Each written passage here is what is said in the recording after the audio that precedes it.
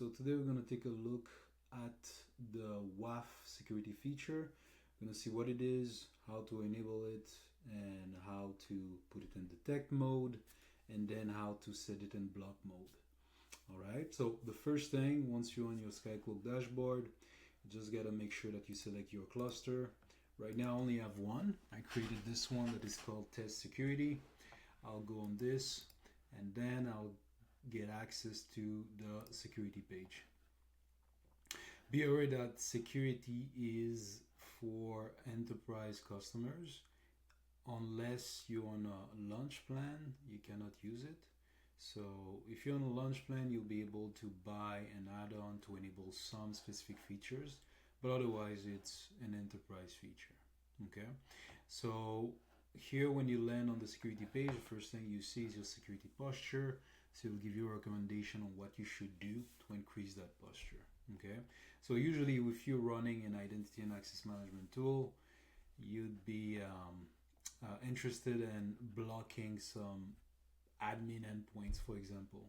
If you know you're not using them, you could block them and just make them available for specific IPs, for example your VPN, or you would also want to block certain countries. You would want to put some rate limiting, even CAPTCHA.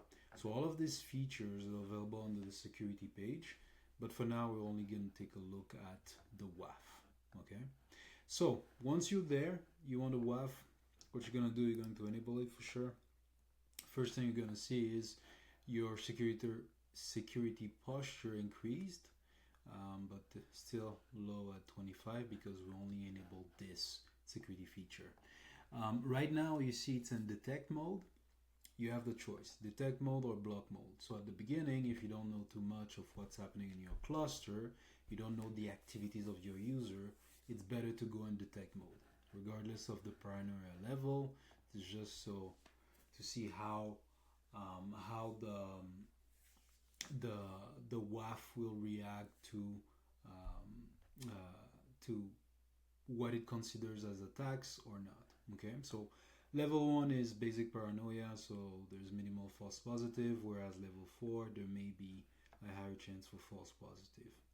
Also, we have some preset rules. So the one we recommend for most people is the OWASP top 10. If you're very let's say you're more than paranoiac, so you want to go all full blast, we also have the full rule set of 600 and plus OWASP rules, so you could enable them as well just to test them out. Of course, you can do some exclusion or some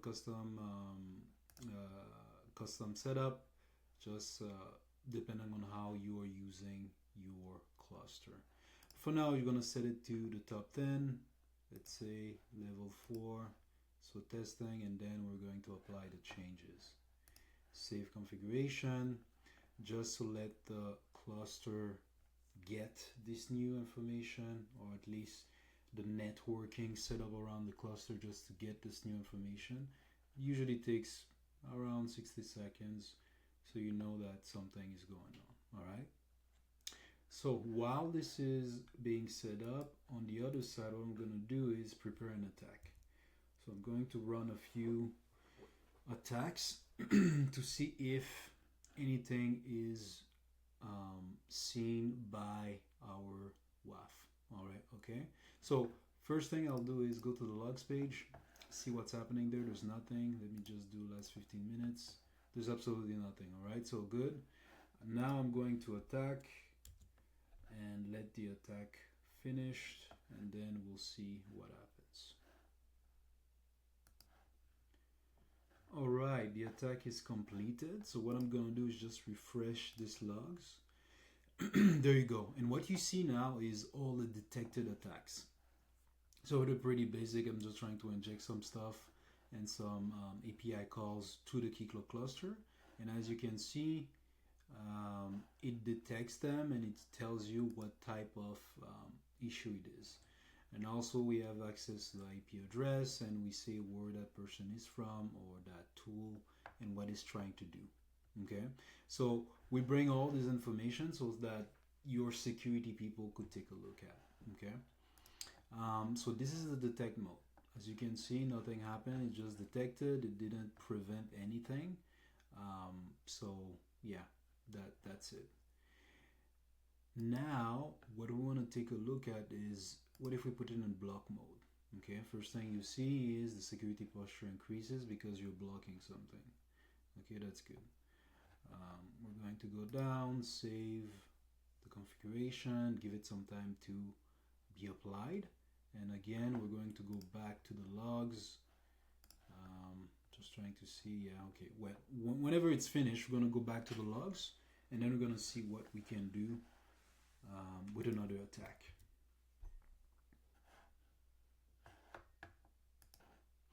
Very good. So the configuration is applied. I'm going back up. I go back to the logs. Just verify. Okay, it's the same logs as before. This was at 46, saying 1446. So now I'm going to attack now at 12:16, and let's go. So we're going to wait for the attacks to come in. I'm just going to pause, see what happens. Very good. So the attack is completed. I'm going to come here and refresh, see what happens. There you go. So you see the same attacks now are seen, but they're blocked. So we won't let any of this, let's say, queries or attacks reach the Keycloak cluster. So the way you can see it is an onion, and at the middle or at the center of the onion lies Keycloak, okay? And all the layers around it is the network that we set up to make sure we can block all the attacks. So this is typical WAF. We didn't rewrite WAF. We're just using some basic tools, open source tools, to just apply it, but at the network level with what we're using as a service mesh. Okay, so now we can, as you can see, we can detect, but we can also block. Okay, so this was the WAF feature available for enterprise. You can also enable it if you buy an add-on, if you're on the launch or business plan. Okay, very good. If you have any questions, don't hesitate to reach out to support. All right, enjoy.